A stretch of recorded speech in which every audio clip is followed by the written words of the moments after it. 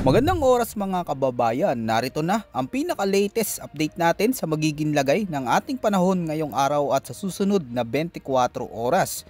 Mas lumakas pa at patuloy na lumalapit sa ating teritoryo ang malakas na bagyong Uwan. Alamin natin kung may mga pagbabago ba sa direksyon at lakas nito at ang mga lugar na unang dadaanan ng bagyo. Unahin natin ang forecast weather conditions ngayong araw. Amihan o northeast monsoon ang nakakaapekto sa extreme northern Luzon at ito malaking dahilan ng malamig na ihip at tuloy-tuloy na pag-ulan sa pinakadulong hilaga ng bansa. Sa Batanes at Cagayan, inaasahan ang maulap na kalangitan na may mga pag-ulan dulot ng northeast monsoon o hanging amihan.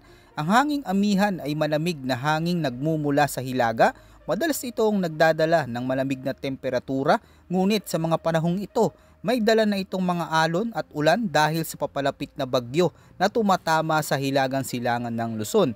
Bagamat ito'y karaniwang bahagi ng panahon, may banta pa rin ito ng mga pagbaha at pagguho ng lupa, lalo na kapag lumakas ang ulan sa mga susunod na oras.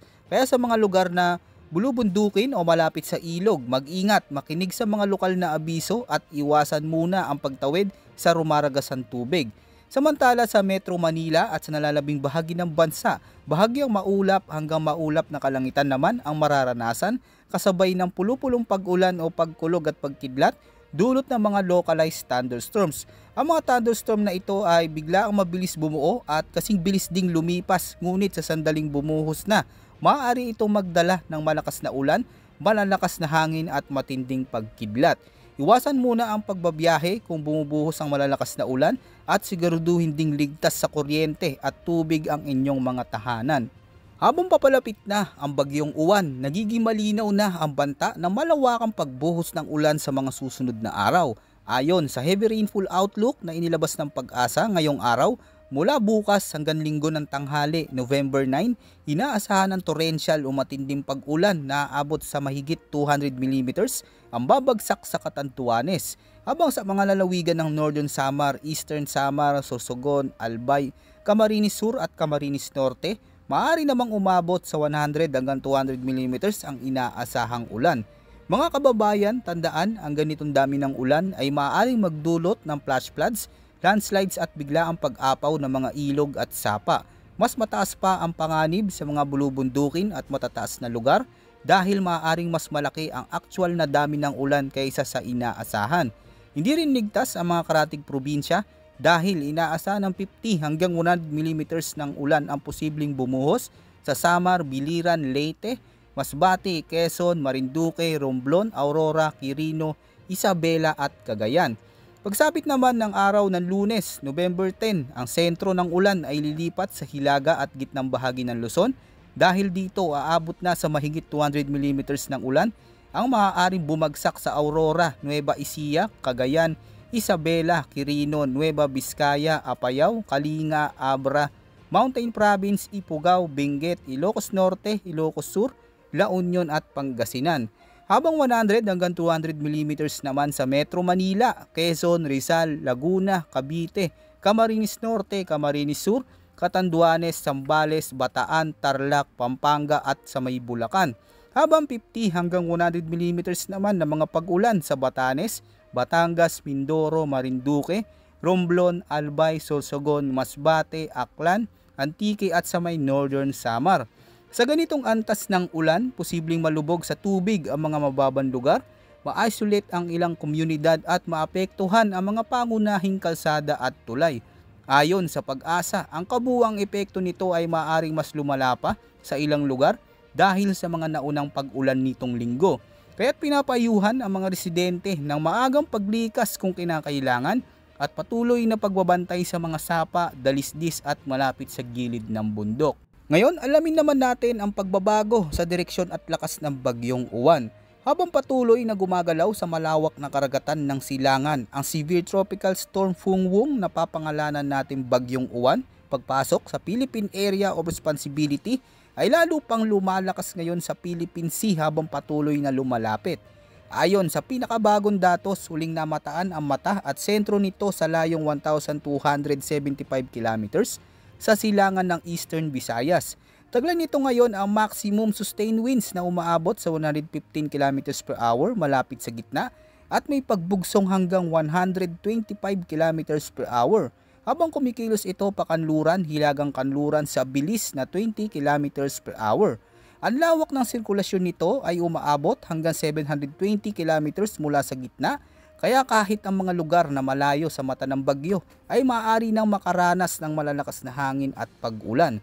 Sa susunod na mga oras, inaasahang papasok na sa PAR ngayong gabi o bukas na madaling araw ang bagyong ito. Batay sa track forecast, posibleng maglandfall ito sa timog na bahagi ng Isabela o sa hilagang bahagi ng Aurora sa linggo ng gabi o Lunes ng madaling araw. Pagkalapag, tatawirin nito ang kabundukan ng hilagang Luzon bago lumabas ng West Philippine Sea pagsapit ng Lunes ng umaga o hapon. Ngunit higit sa lahat, ang bilis ng paglakas ni Fungwong ay nakakabahala. Dahil sa loob lamang ng 24 oras, inaasahang maaabot na nito ang typhoon category at maaaring maging ganap na super typhoon pagsapit ng bukas ng gabi o linggo ng umaga. Kung magpapatuloy ang ganitong trend, posibleng tumama ito sa lupa sa pinakamataas na antas ng lakas.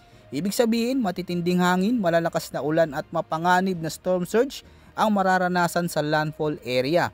Ang ganitong sistema ng bagyo ay maaaring magdulot ng malawakang pinsala.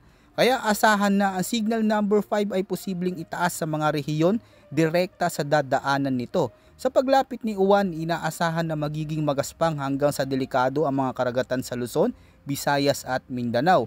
Isang babala para sa lahat ng mangingisda at maliliit na sasakyang pandagat na huwag na munang pumalaot. Ang pagtaas ng storm surge o daluyong ay maaari ring umabot sa ilang metro sa mga baybaying dagat ng Hilagang Luzon, Gitnang Luzon at mga bahagi ng Silangang Visayas. Ang mga komunidad na malapit sa dagat ay posibleng bahain at mapinsala lalo na kung sasabayan nito ang matataas na alon at bugso ng hangin. Simula linggo, November 9, unti-unti nang lalala ang lagay ng panahon sa hilagang bahagi ng bansa at inaasahan ng matitinding ulan, pagkulog at bugso ng hangin na maaring magdulot ng flash flood, landslides at pagkaputol ng mga linya ng kuryente. Para maging handa sa oras ng kalamidad, gawin na ang mga sumusunod na paghanda. Una, sa mga nakatira sa mababang lugar at tabing dagat, makinig sa mga abiso ng inyong lokal na pamahalaan. Kung pinayuan kayong lumikas, huwag nang mag-atubiling sumunod agad. Ihanda ang inyong go bag na may laman na pagkain, tubig, gamot, flashlight, baterya at mahalagang dokumento. Siguraduhin alam ng buong pamilya kung saan ang evacuation center o ligtas na lugar. At kung may mga alagang hayop, isama rin sila sa inyong plano ng paglikas. Pangalawa, ihanda ang inyong tahanan, suriin ang bubong, dingding at bintana, itabi ang mga bagay na maaring liparin ng hangin gaya ng paso, lata o gamit sa labas ng bahay. I-unplug ang mga electrical appliances kung kinakailangan at iwasan ang paglabas habang nararanasan ang malakas na hangin at ulan. Kung kayo ay nasa bundok o gilid ng dalisdis, maging alerto sa mga senyales ng pagguho ng lupa, pitak sa lupa, pagdulas ng bato o bigla ang pag-agos ng tubig na may putik. Sa sandaling mapansin ito, lumipat agad sa ligtas na lugar. Pangatlo, para sa mga mangingisda at biyahero sa dagat, hindi ito ang panahon para pumalaot. Ayon sa Pag-asa, ang mga alon ay posibleng umabot ng higit 10 metro na maaaring magdulot ng panganib sa anumang uri ng sasakyang pandagat, kaya maging alerto rin sa storm surge o daluyon na posibleng tumama sa mga baybaying barangay sa Hilaga at silangang bahagi ng Luzon. Ang tubig ng dagat ay maaaring biglang tumaas at rumagasa patungo sa kabahayan, kaya't kung ikaw ay nasa coastal area, lumikas bago pa man ito maramdaman. Habang papalapit na si Uwan, maaaring magpatupad ng signal warning ang Pag-asa mula signal number 1 hanggang signal number 5 sa pinakamataas. Ibig sabihin nito, mas malakas na hangin, mas matinding ulan at mas mataas na posibilidad ng pinsala. Kaya't patuloy na makinig sa opisyal na balita at abiso ng Pag-asa. At para sa pinakabagong ulat panahon, manatiling nakamonitor sa mga susunod pa nating updates. Yan muna ang ating pinaka-latest weather update. Ito po ang inyong weather forecast ng bansa. Maraming salamat po at huwag kalimutang mag-ingat ngayong nakakaranas tayo ng sunod-sunod na pag-ulan.